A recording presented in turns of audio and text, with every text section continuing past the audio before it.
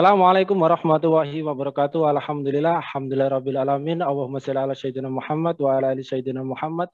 Pemirsa Khilafah Channel News, berjumpa kembali dengan saya Aziz Rahman di program Kabar Petang edisi Senin 14 Juni 2021. Insya Allah beberapa menit ke depan kami akan menemani Anda mencermati dan menelaah berita paling menarik dan paling populer hari ini bersama para narasumber yang kompeten di bidangnya dan tentu dari sudut pandang Islam. Baiklah pemirsa, inilah Kabar Petang selengkapnya.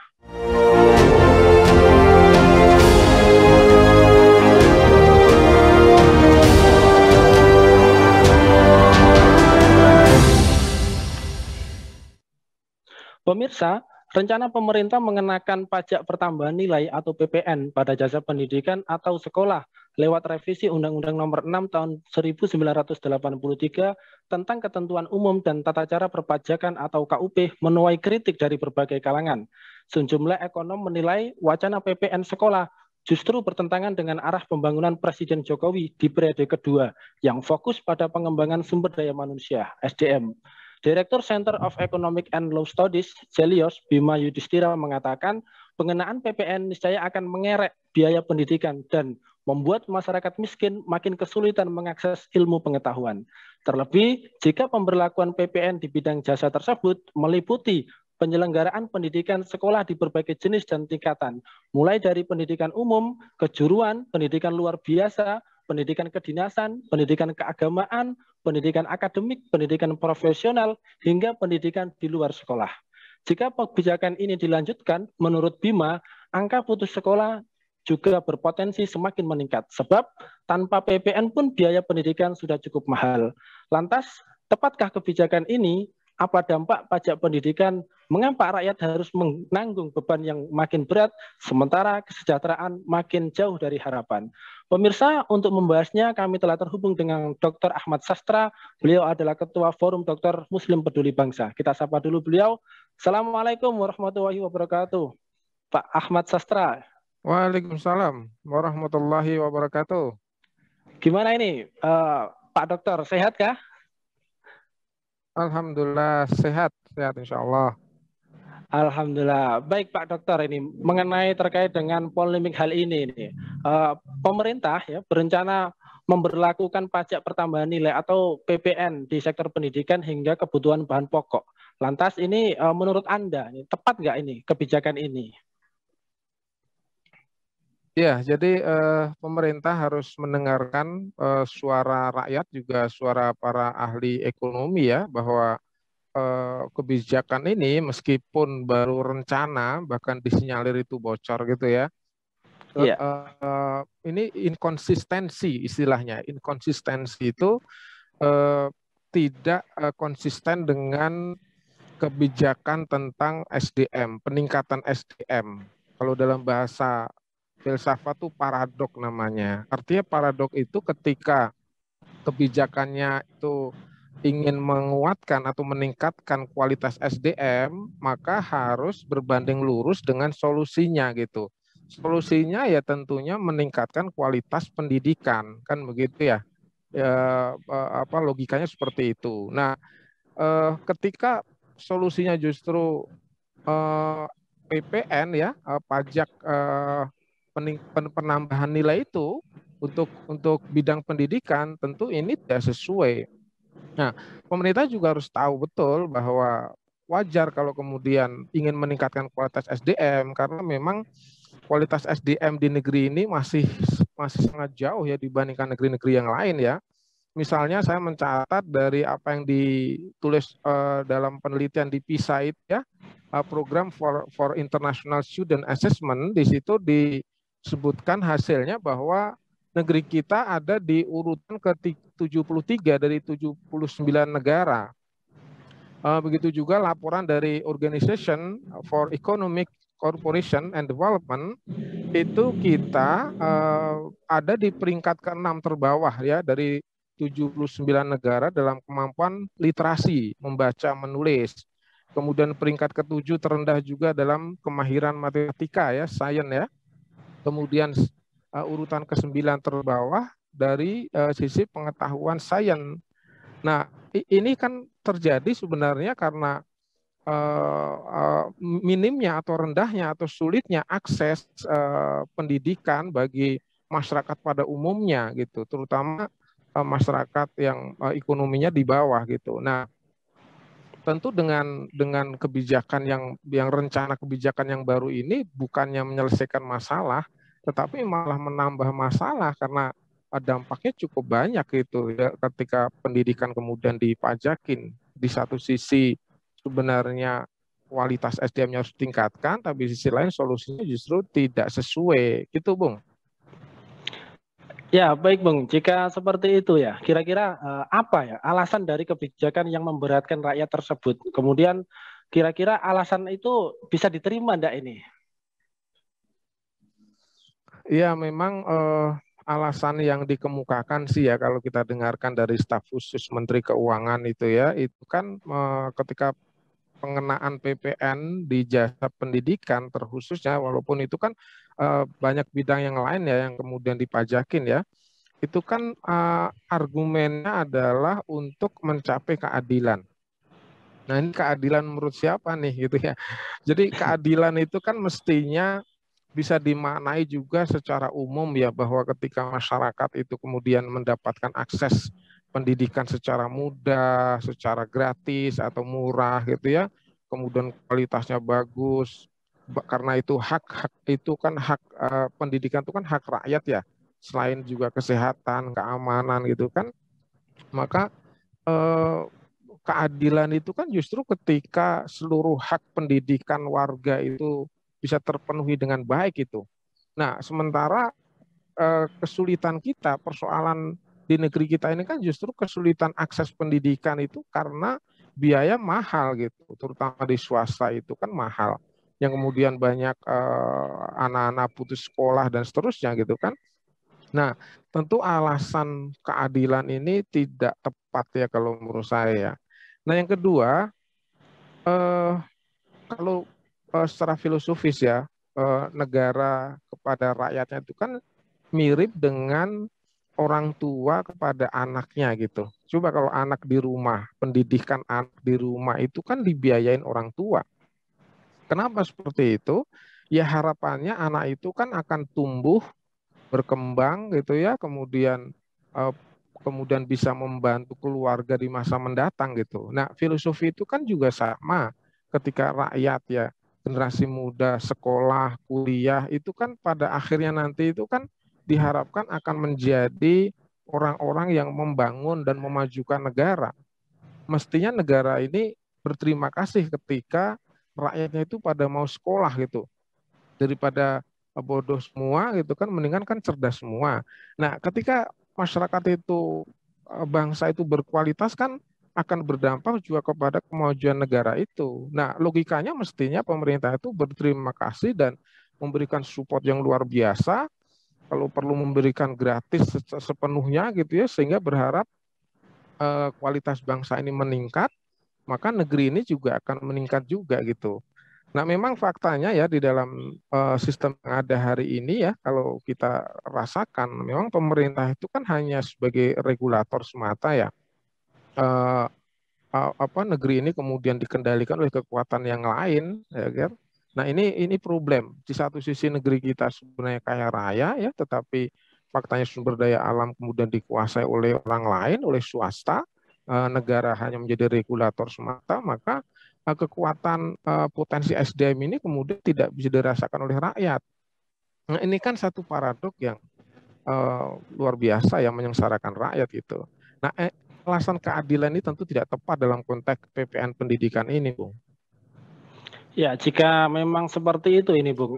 Lalu ya, apa kira-kira ini dampak dari pajak pendidikan, khususnya kondisi murid dengan keluarga menengah ke bawah ini? Apa ini dampaknya ini? Ya, dampak yang paling sederhana, yang paling logis itu kan ketika dikenakan pajak itu kan artinya akan akan berkonsekuensi kepada kenaikan biaya, kan begitu ya. Logikanya kan seperti itu. Jadi logikanya kalau pajak naik atau ada pajak itu kan kemudian harga itu naik karena pedagang kan biasanya seperti itu ya, membebankan pajak itu kepada pembeli, gitu kan? Nah, sama juga dengan pendidikan. Maka logika pertama konsekuensi pertama ketika ada PPN ini diberlakukan, andai kata diberlakukan, maka otomatis eh, biaya pendidikan itu akan tinggi gitu. Itu yang pertama, itu udah pasti seperti itu gitu. Padahal problem kita itu kan tadi sulitnya akses pendidikan untuk orang-orang miskin. Nah, ini ketika tidak pakai pajak ya tadi disampaikan itu sudah mahal, apalagi kalau udah pakai pajak lagi maka akan Makin nambah sih. tambah kesulitan lagi gitu. Nah, yang kedua tentu akan bertambah lagi anak-anak yang putus sekolah. Sekarang sudah banyak, nanti akan putus sekolah banyak lagi, yang tidak sekolah juga mungkin akan ada karena ketidakmampuan untuk mengakses pendidikan itu. Kalau di kota-kota mungkin masih banyak yang berkemampuan. Bagaimana kalau di kampung-kampung, di desa-desa? Nah, kalau saya lihat misalnya di data survei ekonomi nasional itu ya, pada bulan Maret 2020 itu kan menyebutkan bahwa pendidikan itu berkontribusi 1,96% terhadap garis kemiskinan di perkotaan dan 1,25% dari garis kemiskinan di pedesaan.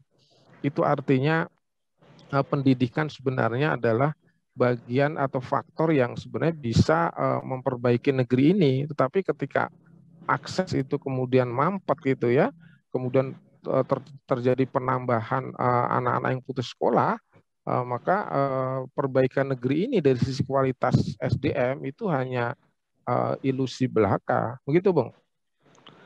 Nah, terkait dengan apa yang sudah Anda jelaskan tadi ini menarik ya. Lantas kemudian kira-kira mengapa ya rakyat harus menanggung beban yang makin hari makin berat ini. Sementara kesejahteraan semakin hari makin jauh dari harapan ini, Bung Dokter.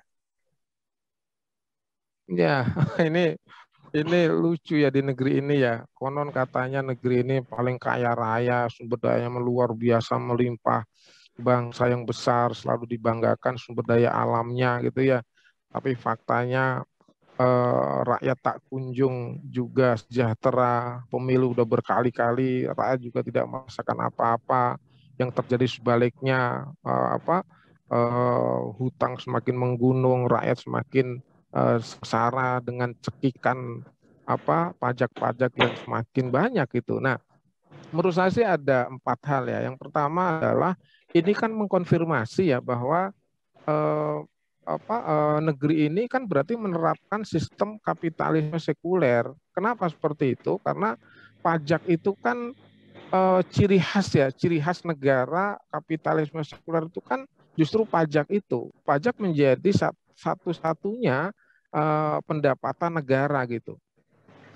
Nah, yang kedua kalau menurut saya ini tadi yang saya bilang bahwa negara kita itu kan hanya menjadi regulator semata ya, di mana sebenarnya kebijakan-kebijakan negeri ini itu kan dikendalikan oleh oligarki ya, oligarki ekonomi, oligarki politik, hanya segelintir orang gitu kan, sehingga ketika pemerintah hanya menjadi regulator, sumber daya alam kemudian dikuasai oleh asing gitu, oleh swasta gitu ya, maka apapun yang kemudian diinginkan oleh oligarki itu, oleh para pemodal besar itu, pemerintah ya mau nggak mau seolah mengiyakan begitu saja, meskipun itu dampaknya justru kepada rakyat itu sendiri yang di dalam pemilu itu selalu dijadikan sebagai objek yang akan dibela, yang akan dilindungi, yang akan disejahterakan. Ini kan sangat paradok ya.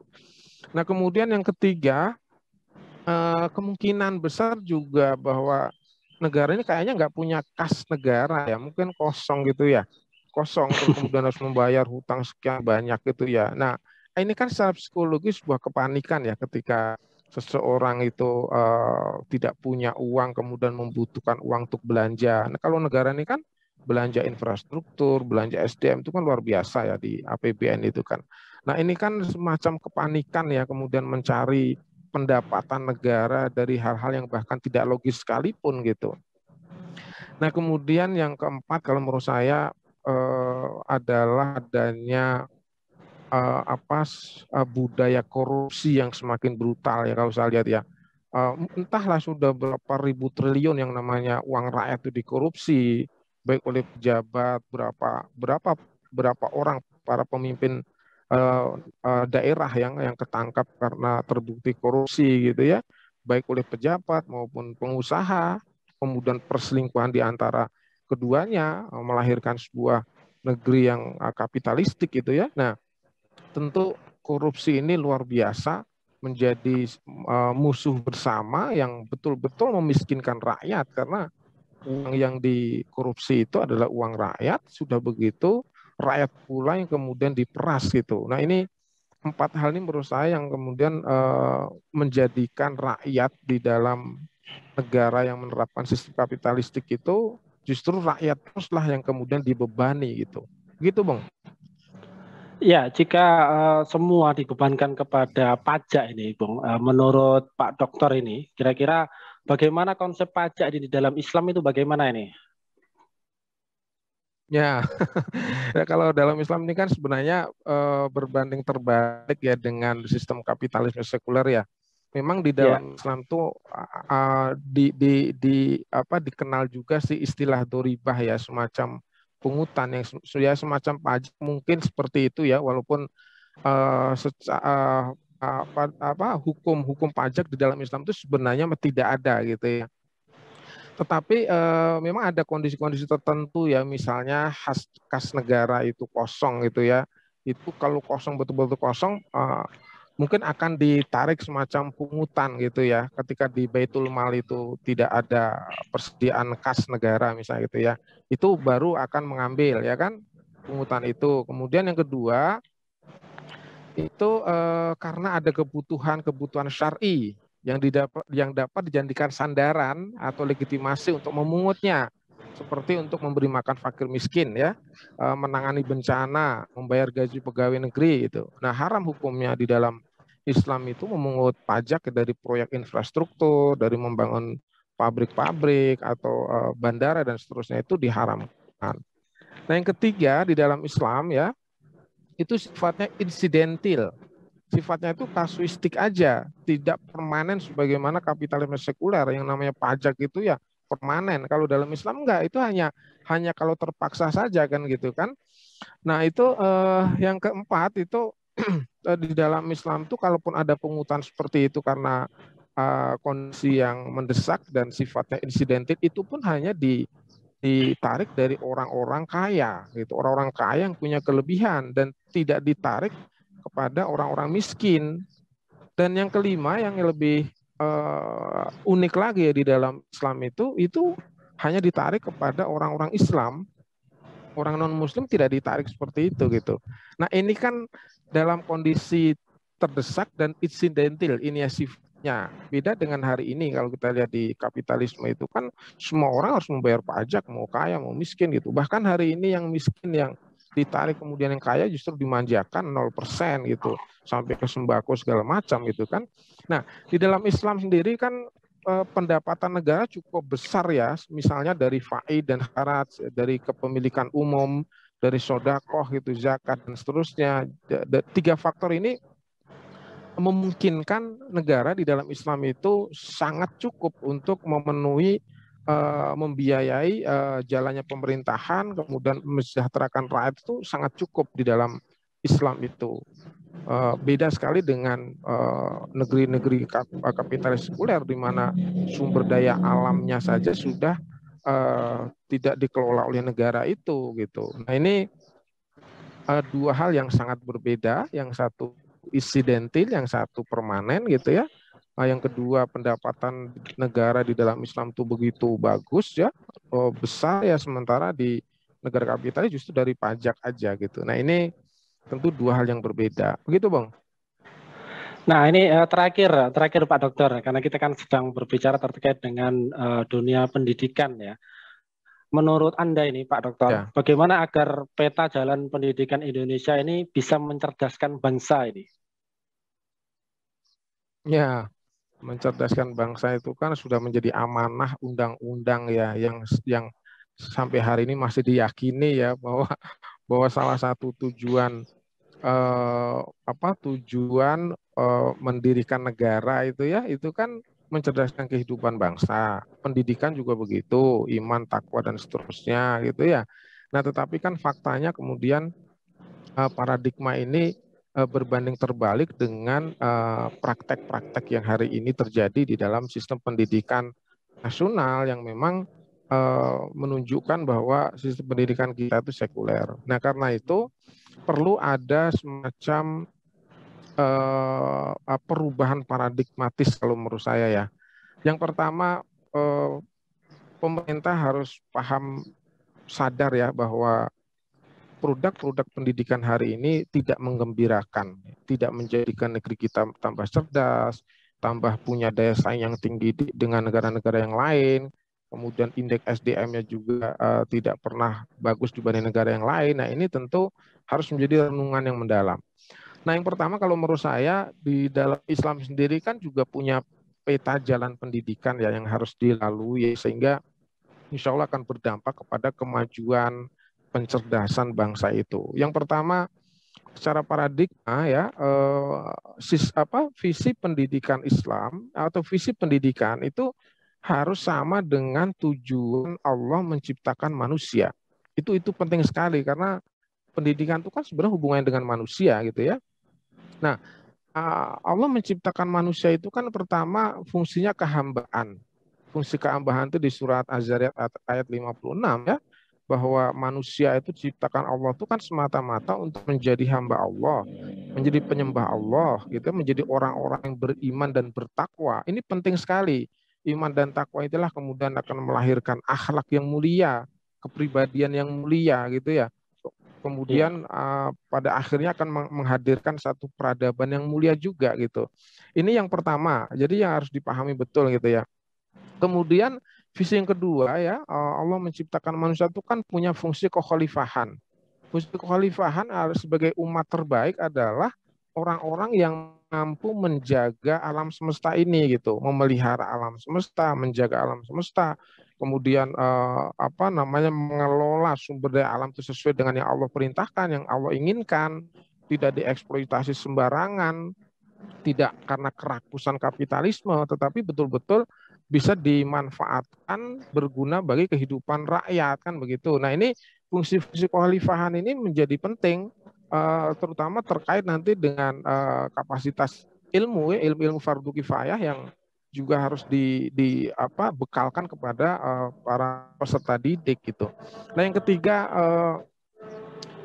visi Allah menciptakan manusia itu kan untuk menjadi rahmat bagi alam semesta gitu ya. Dengan dakwah, dengan menyebarkan kebaikan-kebaikan. Itu kan dari sisi yang ini saja akan sudah tergambar ya bahwa bangsa itu menjadi bangsa yang mulia. Nah, berikutnya adalah tentu negara itu kalau dalam konsep Islam ya, negara itu harus memberikan akses yang sangat besar, menjadikan anak didik itu sebagai pembelajar sejati. Pembelajar sejati adalah orang-orang yang sangat serius ya, sangat sungguh-sungguh di dalam menuntut ilmu sampai ke seluruh penjuru dunia kalau perlu gitu ya, sampai ke negeri-negeri non-muslim sekalipun untuk menggali sains dan teknologi ya kan.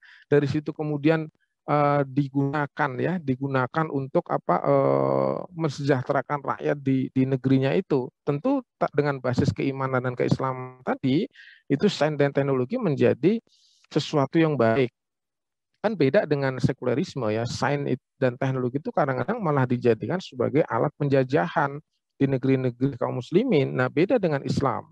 Islam dengan sifat baiknya menebarkan rahmat, maka kemajuan sains dan teknologi itu juga untuk kebaikan. Nah, ini tentu negara harus mendorong betul anak-anak bangsa itu untuk menjadi pembelajar sejati, memberikan pembiayaan yang penuh gitu ya, sehingga semuanya bisa tercapai.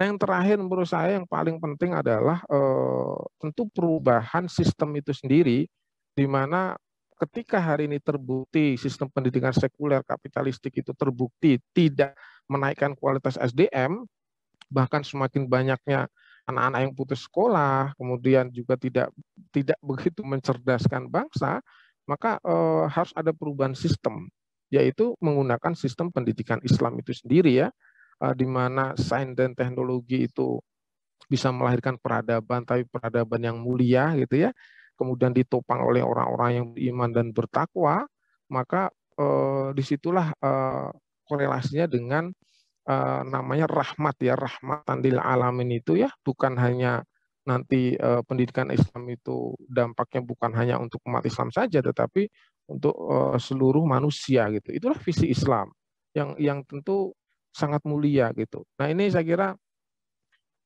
bangsa ini, negeri ini harus mulai merenung betul-betul ya atas kesalahan-kesalahan yang selama ini terulang-ulang ya. Sudah waktunya kita menghentikan ini semua, hentikan menyengsarakan rakyatnya gitu. Beralihlah kepada proses mencerdaskan rakyat dengan cara mengubah sistem yang rusak ini menjadi sistem yang mulia, yaitu sistem Islam. Pendidikannya dengan sistem pendidikan Islam. Gitu, Bung. Ya, baik pemirsa, itulah terima kasih Pak Dr. Ahmad Sastra. Semoga Anda senantiasa sehat selalu dan dalam lindungan Allah Subhanahu wa taala. Amin ya rabbal alamin. Amin, amin ya Allah ya rabbal alamin. Baiklah pemirsa, demikianlah kabar petang edisi pada hari ini. Semoga Anda mendapatkan banyak manfaat dari acara kami. Sampai berjumpa lagi di jam dan channel yang sama. Jangan lupa like, comment, share, dan subscribe KC News, serta tekan tombol loncengnya agar tidak ketinggalan info terupdate dari channel kesayangan Anda ini. Akhirnya, saya Aziz Rahman beserta seluruh kru yang bertugas undur diri. Assalamualaikum warahmatullahi wabarakatuh.